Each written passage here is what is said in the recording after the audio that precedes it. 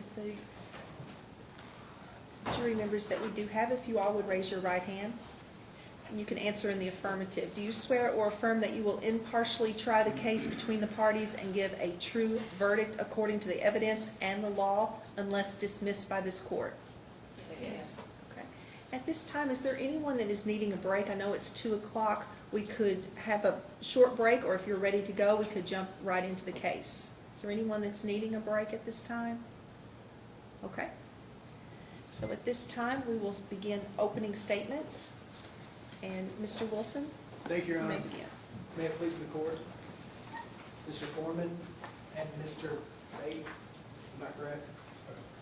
Ladies and gentlemen of the jury, thank you all very much for being here today. I know that there are other places that you would rather be on a pretty Wednesday afternoon. I've sat in your chairs before as a juror. I very much appreciate you all being here today. So the case that you're going to hear today is one of a DUI case against Mr. Raymond Fernandez. And what I want to do is I want to take you back to August the 21st of 2020. So on August the 1st of 2020, Shannon Oliver is driving on patrol as an Eddyville City police officer. He's headed down 93 South, and as he heads down 93 South, he looks over at the car wash and he sees a man peeing on the outside of the car wash. That gentleman happened to be Mr. Fernandez. Well, Shannon thought, I need to stop and make sure that we understand that we shouldn't be doing that. Need to check out, make sure everything's okay. So Shannon turns around and the gentleman leaves the car wash, comes out on 62, and then Shannon pulls the gentleman over. Now, Shannon is walking up to the car at this point, and he's thinking, I just want to warn this gentleman, the 5 stars around the corner, let's not be doing this out in the open. But then Shannon encounters a problem, and here's the problem. He walks up to the window, and one of his first observations is he smells alcohol. So the gears in Shannon's head start turning, and he thinks, I need to make sure that this gentleman is okay to be driving. I need to be certain that this gentleman isn't under the influence of alcohol, and that he's safe to continue on down the road. Shannon starts a dialogue with him, and it goes something like this. How are you this evening? How's everything? Sir, I smell the odor of alcohol. Have you been drinking anything? Well, at that point, Mr. Fernandez says, yes, I've been drinking alcohol. He tells Shannon that he'd been drinking beer that night, and so now Shannon's senses have gone up that much more.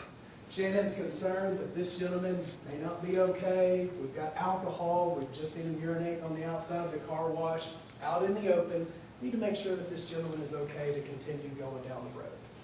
Shannon makes some other observations about him. I'm not going to go over all those with you. I'm going to let Shannon tell you exactly what he saw, what he observed, what the gentleman's state was that night whenever he came into contact with him. But at that point, Shannon has the gentleman step outside the car and do some sobriety tests.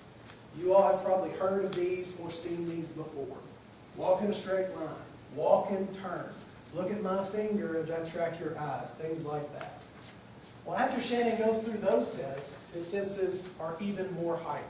He's concerned. He's got a gentleman that he smells alcohol on, who's already admitted to him that he's been drinking, and Shannon's now put in a position of making a judgment call. Do I arrest this gentleman, or do I let him keep driving down the road? Shannon decides at that point, Mr. Fernandez should be placed under arrest for DUI, and that's what Shannon does. Transports him over here to the Lyon County Jail, a little stone building just across from the courthouse. There's an intoxilizer machine there, and he requests that Mr. Fernandez blow into the intoxilizer machine. Let's see the alcohol. Well, unfortunately, I can't tell you what the readout from that machine was, because Mr. Fernandez wouldn't blow into the machine. That gets us here today. You've got 2 questions before you today, and we'll go over these again whenever you get your jury instructions. Whenever you look at the jury instructions, there's going to be 2 questions for you. The first, was he driving? Easy one, no question, he was driving. The second, was he under the influence of alcohol?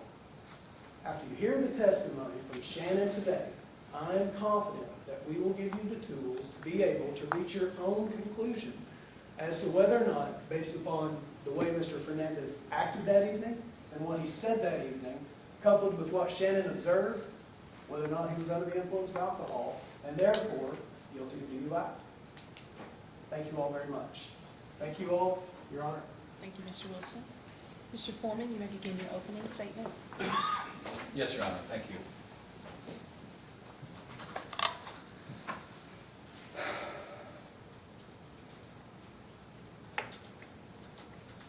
Today, Mr. Wilson is going to be taking you back to the 1930s and 40s. Welcome to the Nazi, fascist, communist states of America,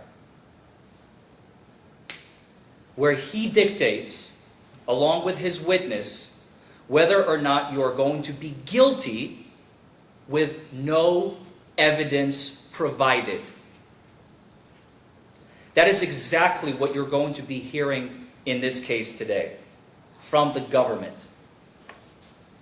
Today, the government is going to try and convict this man, Mr. Raymond Fernandez, based on nothing more than words, hearsay words from that man right there. This is the most terrifying case I have ever undertaken in my professional career in my 10 years as a criminal defense attorney. I have never seen anything to the likes of this. This case goes beyond the four walls of this courtroom, ladies and gentlemen of the jury. It goes beyond the prosecutor, it goes beyond me, it goes beyond the cop, it goes beyond the judge, it goes beyond Mr. Fernandez or my associate. Your decision today is going to send a message to police officers, not only in Lyon County, where we are here today to decide this case,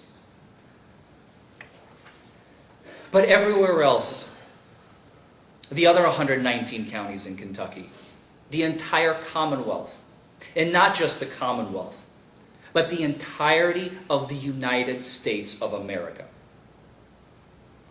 possibly even the world.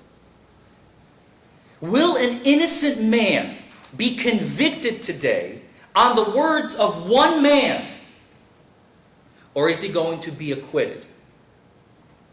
Your decision today is going to send shockwaves, not just through Lyon County, but the Commonwealth and the rest of the United States.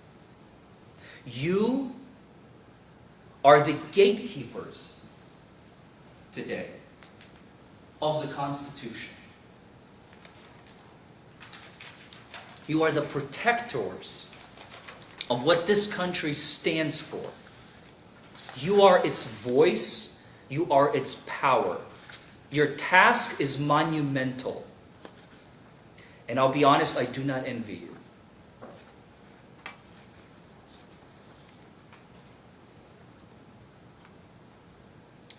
You will get to decide whether or not words, hearsay words of one man and one man alone, with no corroborating evidence, no video from body cam, from the jail, from the sally port, from the hallways, from the cell, from the intoxilizer room, from the jail room, from the car, nowhere.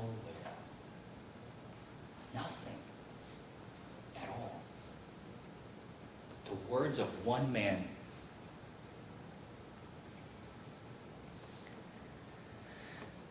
This sadistic case that has been brought before you today, not by our choice, but by the choice of the government, echoes the same values and ideology that Adolf Hitler advocated for in Nazi Germany, Benito Mussolini in fascist Italy, and Joseph Stalin in communist Russia. Objection, Your Honor. I don't believe that there is any basis for this. I can't believe that it would be relevant.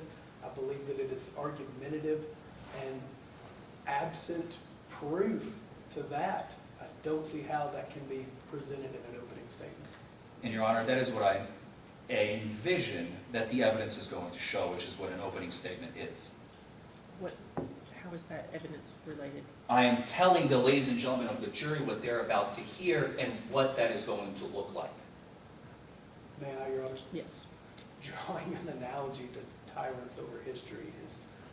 I will tie, if the prosecutor gives me a moment, I will explain how it ties to this case. If I may finish my statement, absent evidence supporting that, that is in no way relevant, it is argumentative and without any basis in fact. Do you believe that you can prove this Yes, Your Honor. with the historical That's figures? the only reason why, because an opening statement, as Your Honor knows, is what the defense, well, what the lawyer, whoever is giving the statement, whether the prosecution or defense, it's whatever the lawyer believes the evidence will show. And I think Your Honor will agree there. I will give you some leeway, but tie it in. Understood. Thank you, Your Honor. So as I said, this case is going to echo, as you will see, the same ideas and ideology of 3 tyrants in 3 totalitarian countries. Absolute control. We determine with our witness what they say goes. And if they say guilt, therefore, by God, that is guilt.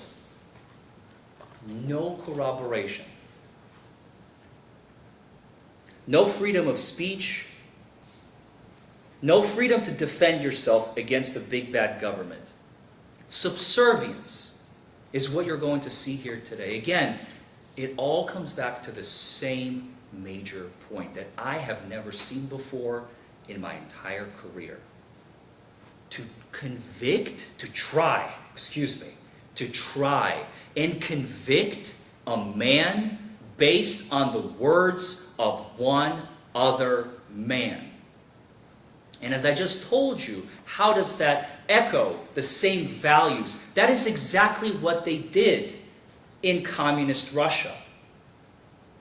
Somebody would come in and testify and say, they said negative words about Joseph Stalin. Arrest that man!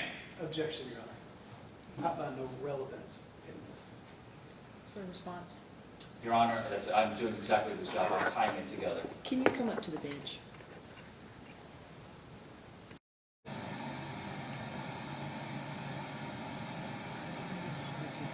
I can't hear you, Your Honor. I'm finding it hard to find the connection between historical leaders and this case here today. The fact that the government used the exact same tactics in those 3 countries, in fascist Italy, Nazi Germany, and communist Russia, is exactly what the government is doing here today. They're using the words of one man. That's what they did in all 3 countries. They did that to political opponents, they did it to Jews, to cripples, to gays. They would just bring in one individual who say, yeah, you know what, they're this, and this, and they would get convicted based on that. Do you not believe those statements are inflammatory? I'm sorry? Do you not believe those statements are inflammatory? I do not. I think they're relevant to this case. Is there a response? I believe that there's no basis. I believe that we've gone so far off the path of what is admissible and what is not admissible that we're endangering presidential and the jury. This is an opening statement, Your Honor. I find it hard to believe that these statements in regards to historical governments are going to be presented. Because that's what you're doing here today, sir. Let me finish. Are going to be presented and supported by evidence, and if they're not, then I would move to strike consideration of the opening statement. Are you going to bring in evidence that this case is related to those historical events? I'm going to bring in evidence that that witness right there, when he testifies, is going to look exactly like well, some of the jurors may be in that age range, but I don't know if they have personally experienced it. But no, I'm not going to be putting on totalitarian regime-like characters as character witnesses or anything like that of my own witnesses. I think you've made your point, so I am going to sustain the objection. I will move on, Your Honor. Thank you.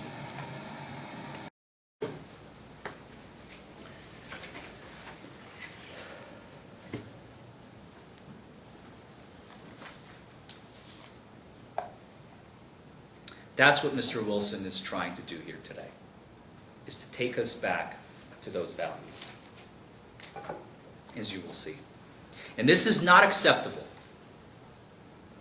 It is not acceptable because we live in the United States of America. where, as we discussed in jury selection, you all agreed that unless Mr. Wilson proves his case beyond a reasonable doubt, those words, those magical words that were written down over 200 years ago, nearly 250 years ago, have the most meaning today in this courtroom than maybe they ever have in the history of the United States, as far as I can tell, at least from my personal experience to you all. Because the United States is built on the concept of freedom and innocence until you prove your case beyond a reasonable doubt on more than just plain hearsay, uncorroborated statements of one man.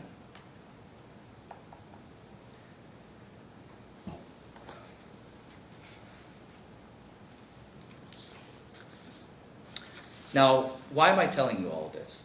You all may be thinking, why does he feel so confident? What does he know that we don't? Well, I know what the officer is going to say. He has testified before. And we have his locked-in testimony. And if he deviates from it today, he can be charged with perjury, which is a crime, which carries up to 5 years in prison and a $10,000 fine.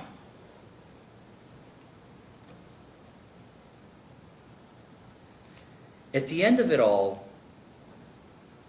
as terrifying as this case is, it really is a simple case. And I don't imagine we're going to be here very long. The government believes that they can use the words of one man and one man alone to convict this man, Mr. Raymond Fernandez, of a crime and take away his rights, take away his freedom, give him a permanent criminal record based on absolutely nothing.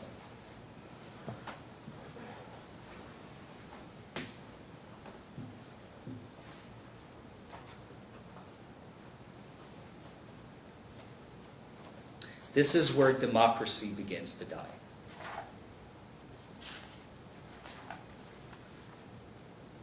When the government is permitted to convict another individual based on nothing more than words of one person.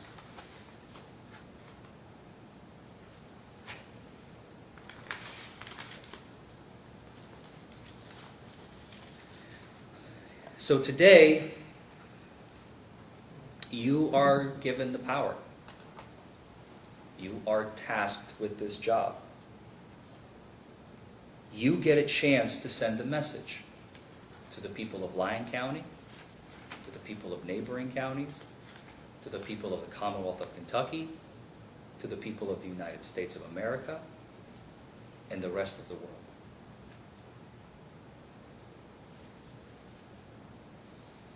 Are we going to allow the government to devolve into this barbaric ideology? Or are we on American soil, no less? Or are we going to do something about it?